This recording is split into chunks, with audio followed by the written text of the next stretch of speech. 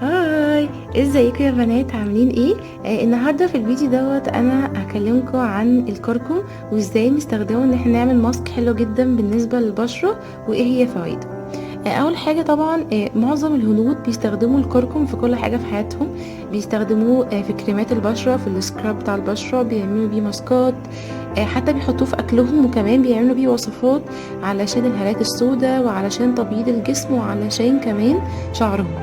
وطبعا الكركم ليه فوائد كتيرة جدا. اول حاجة من فوائد الكركم ان هو بيبقى فيه مضاد للالتهاب ومضاد للبكتيريا، وده بيبقى مهم جدا بالنسبة للبشرة. ليه بقى؟ لان هو بيتحكم في الافراز الدهون، بالذات للناس اللي بشرتهم دهنية. تاني حاجة ان هو مضاد للبكتيريا، فده بيقلل من الحبوب اللي بتظهر في بشرتنا.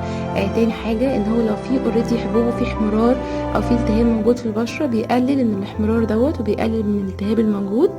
تالت حاجة ان هو بيقلل الخطوط الرفيعة اللي بتظهر في البشرة نتيجة جفاف البشرة ونتيجة الميك اب الكتير وعدم الاهتمام، نتيجة كمان تقدم السن.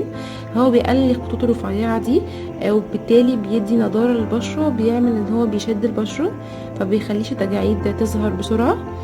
الحاجة اللي بعد كده ان احنا لو استخدمنا الماسك دوت 3 مرات في الاسبوع باستمرار، فعلا هيفرق، هيفتح البشرة بحاجة طبيعية بدل ما تستخدمي اي كريمات، بالذات الناس اللي هي ما عندهاش المقدرة ان هي تشتري الكريمات الغالية. تاني حاجة ان هو لو في اي اثار او بقع او في مثلا اماكن داكنة في البشرة، هو بيوحد اللون وبيدي نضارة حلوة جدا، وبيشيل اي زيوت زيادة، وفي نفس الوقت بيرطب البشرة وبيخلي شكلها حلو جدا. تعالوا معايا علشان نشوف الماسك دوت هنعمله ازاي. الماسك دوت هنعمله ازاي؟ هناخد معلقة كبيرة كركم، اوكي، من عند العطار. تاني حاجة هناخد معلقة عسل ابيض ومعلقتين زبادي كبار ونص ليمونة. ولو انتي بشرتك دهنية وملتهبة جامد، هتقللي الليمون يا اما هتخففيها بمعلقة مية علشان بس ميزودش الالتهاب الموجود في البشرة. يلا نعمل مع بعض. دي علبة عادية كنت بتاعت بادي شوب، اوكي، عندي. نعمل بقى الماسك مع بعض. اول حاجة ادي معلقة كبيرة كركم، اوكي، تمام. تاني حاجة هناخد الزبادي،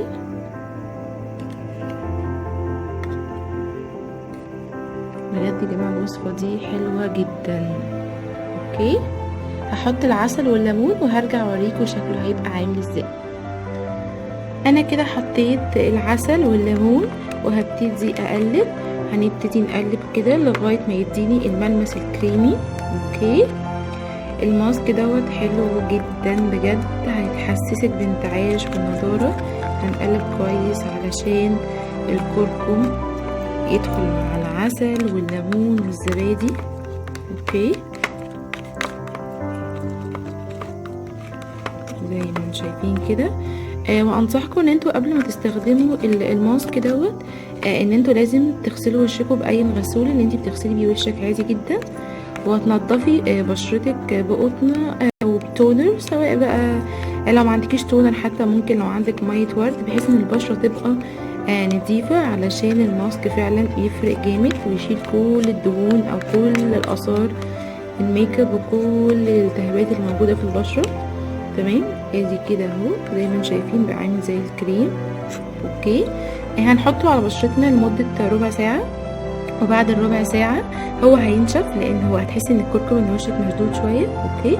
هتغسليه بميه بارده، ميه بارده مش ميه سخنه، اوكي. وبعد كده اهو هتحطي اي كريم مرطب موجود عندك علشان بشرتنا برضو ما تنشفش. وبجد لو استمريتي على الماسك دوت 3 مرات في الاسبوع هيفرق معاكي جدا وهيفتح لك اللون، ومش هتبقي مضطره ان انتي تجيبي اي كريمات للتفتيح، وهيبقى حلو قوي قوي، لان بجد فعلا الكركم حلو جدا جدا. تاني حاجة عايزة اقول لكم عليها بالنسبة للكركم، ان هو حلو جدا ان انتي ممكن تستخدميه كبديل عن المضمضة او عن الباودر بتاعة الاسنان. طبعا زي ما انتوا عارفين ان السنان بتغمق، الناس اللي بتشرب قهوة كتير ونسكافيه كتير بيتكون جير عليها ولونها بيغمق.